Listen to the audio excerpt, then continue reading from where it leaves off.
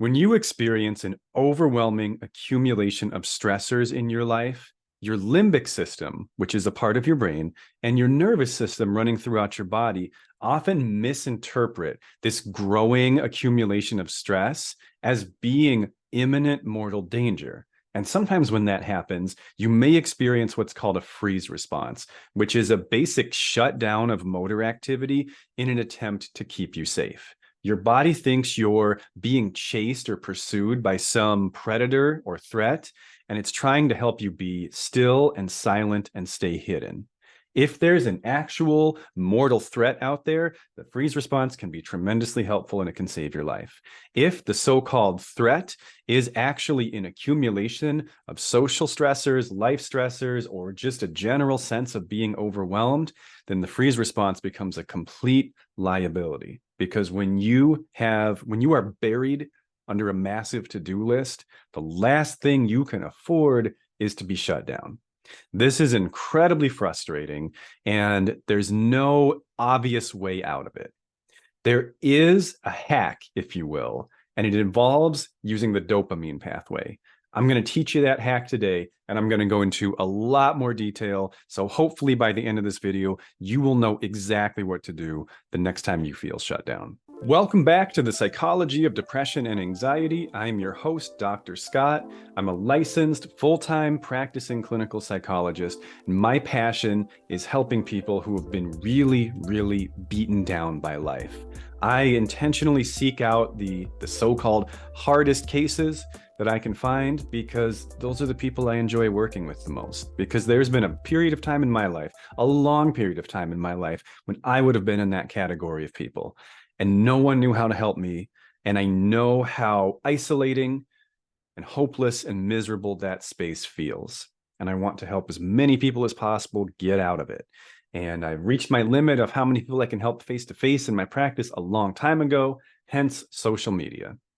So that being said, have you ever worked for somebody or with somebody who just did not appear to appreciate you at all? Like a boss, for example, who just only sees your mistakes. Like if you screw something up, this person would be on you like that, right? But if you do a really good job or even just a decent job, they just don't really have anything to say to you. And, I said boss, this really could be a lot of different types of people. This could be a parent. This could be a romantic partner. It could be a teacher. It could be a coach.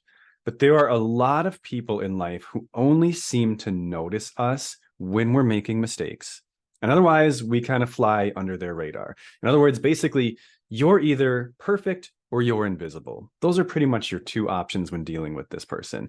If you either meet expectations or you're failing. You don't really get any praise, any congratulations, any appreciation. Your best case scenario in a system like that is to just get no feedback whatsoever, to just be completely ignored.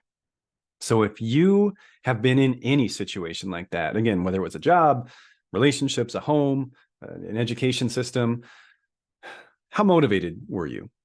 Like long term, how long did that last? Because the thing about that is sometimes at first, during very, very short periods of time, sometimes that really intense, harsh management style can light a fire under us for a little bit. But if you've ever been in a situation like that for a prolonged period of time, what you probably noticed is you started to shut down. Your motivation started to decline rapidly because it didn't feel like anything you did mattered. Because you would either get punished and want to hide and run and become invisible, or you would be invisible. Those are the only two possible outcomes of your actions and your effort and your hard work in a system such as that. And long term, it is not a system that gets the best work out of people. It's also not a system that makes people happy. So you have poor quality of work and poor quality of life wrapped up into one dysfunctional management style. Why on earth am I talking about management? Because you are the manager of your life. The person who is in charge of managing you in your daily affairs, your management of mental health, for example, is you. We're going to come back to that shortly. There are only two reasons that a human being does anything. Reason number one is to move away from a punishment. So when there's some aversive or unpleasant stimuli that will occur if we do something or if we don't do something, we feel motivated to try to get away from that thing. Like no one likes getting an F, for example, on a paper. The teacher might make fun of you, your classmates might make fun of you, your parents might give you a hard time. So there's all these punishments that occur when we don't perform well. And we don't like those punishments, so we try to perform well to move away from them.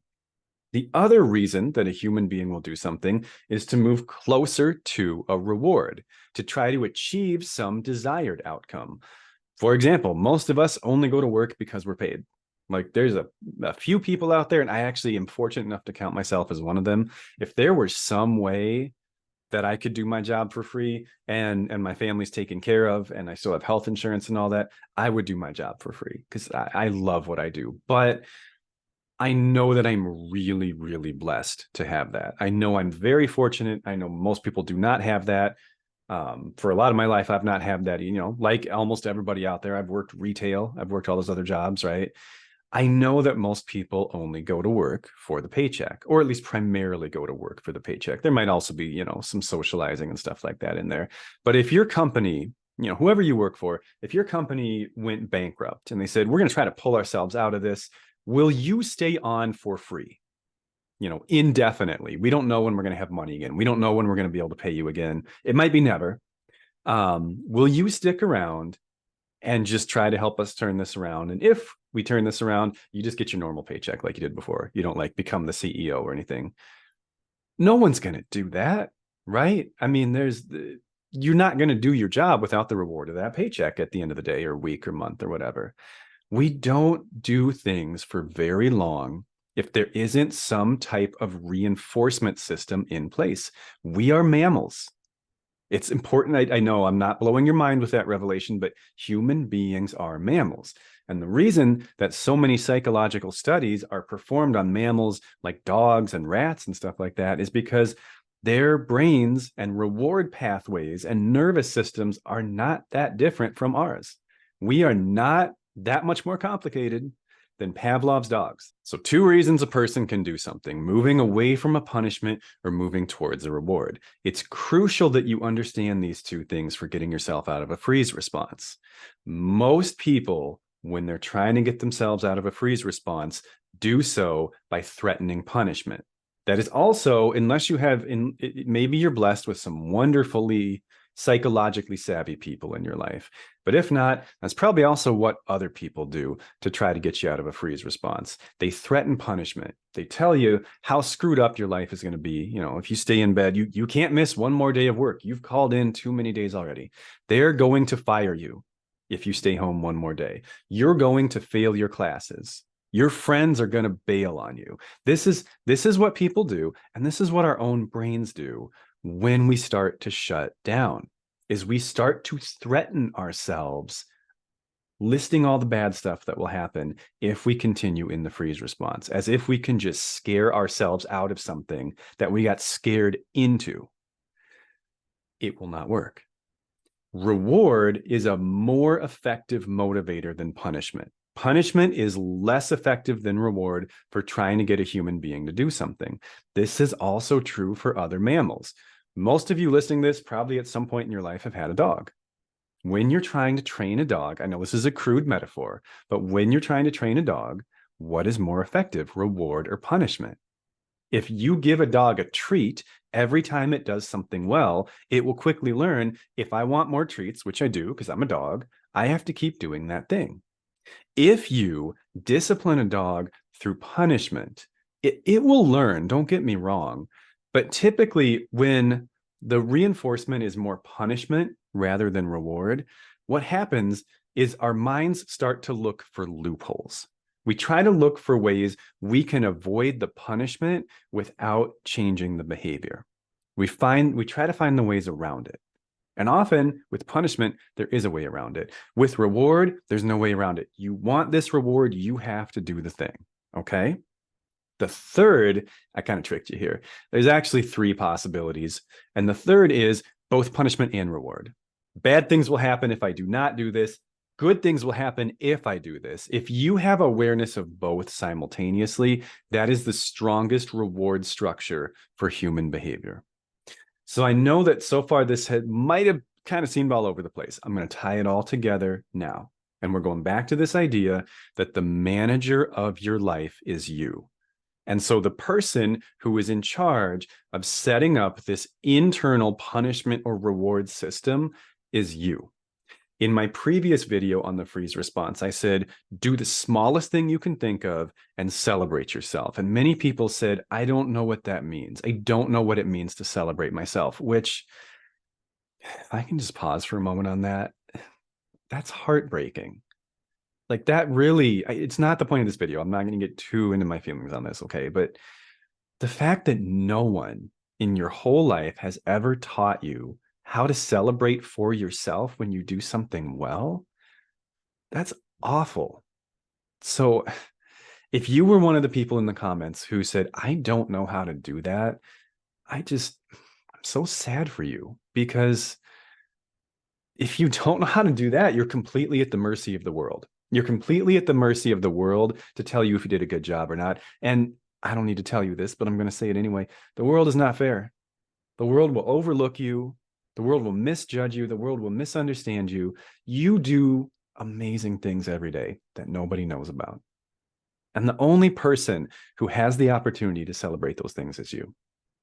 Okay, I'm done with my soapbox for a moment there. So how do you actually do this? Here's the way I learned how to do this. And I randomly stumbled across this one day. Like, this was just a gift my brain gave me, I guess. It's given me a lot of not so great gifts. So I'll take the good ones when I can get them. I was watching a lot of football at the time. This was early 2000s. So this was back when, those of you who are football fans, you'll know this reference right away. There used to be a football announcer named John Madden. And the thing that was kind of unique about John Madden is he was a former player and a former coach. A lot of football announcers before John Madden were just announcers. They were just like entertainment professionals, basically. This guy knew football like nobody else. And so the cool thing about John Madden is he could make you appreciate things that look like nothing. So if you ever watch football, you know, like those big flashy plays that you see on SportsCenter and whatnot are actually fairly uncommon. There's a lot of mundane moments in football, or at least what look like mundane moments. Like, quarterback hands the ball to the running back, it's a 3-yard gain. And as a casual observer watching it, you're like, that was kind of boring. That wasn't like, this is not holding my attention right now. But John Madden would say, hold on a minute. And he would zoom in the camera on like one lineman's footwork on a 3-yard run. And he would show you something amazing just happened right there. And you would miss it because you don't have the knowledge. You don't have the in-depth knowledge of the game of football that John Madden does. He has the ability to appreciate all the little things that go into something that looks very normal and mundane and show you just missed something incredible right there in that moment. I want you to be the John Madden of your life. I want you to basically be your own biggest fan, not in an overly cheesy way, but just in a legitimate, appreciative way. I want you to notice every single thing that you do well in your day. Every single thing. And I would add, sometimes doing something well is not doing something, is the absence of a behavior. If you have struggled with certain behaviors in the past, if you've struggled with addiction, if you've struggled with impulsive sexual behavior, if you've struggled with shopping or gambling, any moment that you are not doing those things, you're doing something worth appreciating. If you have a history of self-harm, if you have a history of eating disorders, and you are not at this moment engaging in disordered eating or self-harm, you are doing something worth celebrating literally right now. Like, pause this video and John Madden yourself for a second, because you deserve it. Because you are succeeding at something right this very moment. And it's so easy to overlook these things. I want John Madden in your head all day long, seeing everything and getting so excited about it that no normal person would ever understand. Look at how straight those vacuum lines are. That is a work of art right there. He microwaved that Hot Pocket the exact right amount of seconds. No cheese is leaking out of that pastry. This is the kind, I know it sounds, I know it sounds kind of stupid, right? Try it. Seriously, try it. I am not kidding when I tell you that this changed my life. And if you don't do this, so much of what you do in a day will go unappreciated for two reasons. One, other people are all fighting their own battle. And I'm not saying like, I know that some of you listening to this have been treated horribly by other people. Okay. I'm not excusing anything. All I'm saying is everyone has their own stuff going on. No one can actually observe you all day long and appreciate everything you do well. It's impossible. Like that's why it's such like for married people, especially people that have been married a long time. That's why it's such a universal struggle that we feel unappreciated by our partners. It is impossible for your partner to fully appreciate you because they weren't with you all day. And chances are Monday through Friday, you and your partner spend the majority of that time apart. They cannot appreciate what they did not see. Now, even if let's say you both live together at home and like you both work at home or something like that, even if you're with someone all day long, they still cannot appreciate you the way you deserve and the way you need to be appreciated because so many of the most important things that you do are completely inside of you. They are completely invisible to other people. Nobody knows what you're thinking. Nobody knows what you're feeling. Nobody fully understands your history. Like maybe you wanted to die today and you decided not to. Does anyone know that? Probably not. Only you can celebrate that. Only you can appreciate that. The John Madden in your head is the only person, unless you tell someone about it, who's going to be able to say, I see what you did today. I know what you were thinking about. I know what you're considering. I just want you to know, I think you made a good choice. And I'm glad you're still here. Only you can do that. No one knows the battles you face every day because probably 90% of them only happen up here and do not get expressed to other human beings. And so if you want to really feel appreciated for all the hard work you do every day, you have to be a good manager of yourself. You have to see it and you have to say it to yourself, at least in your mind. Some people say it out loud. I don't go that far, but I would not judge anyone who does. Do it in whatever format works best for you. Count every victory, at least at first. Now, I know that might sound like ridiculous and exhausting, and you're like, how if I spend that much time thinking about what I'm doing, I won't have time to actually be functional. It won't have to be like this forever. Remember, this is for getting out of a freeze response. This is when functionality is low anyway. As you start to dig your way out, what will happen is John Madden will just automatically live in your head. Not in a weird or an annoying way, but you will start, if you can be consistent with this, you will start to develop a genuine appreciation for yourself. And you won't have to consciously notice every victory because your subconscious mind will start to think this way as well. These habits, these mental habits I'm teaching you, this celebration, this appreciation, this acknowledgement of the tremendous effort you put forth to try to keep existing every single day, it will start to sink in. And you will start to develop an automatic appreciation for these things. So you will not have to live this way forever. You will not have to consciously appreciate yourself forever. But it's very clear to me that many of you have never even started to do that. I do not blame you for that. If no one ever showed you how, that's not your fault. And maybe you didn't randomly get a John Madden in your head like I did. I still don't know where that came from. I'm very, very grateful that he decided to appear on that particular day because it was a dark day for me. And it was while I was vacuuming, by the way. That vacuuming example, that was the actual, like I actually heard John Madden in my head commenting on my vacuuming. And I just kind of went from there. I hope that this has helped. I tried to flesh my ideas out a little bit, but as always, this is an ongoing collaborative work between me and all of you.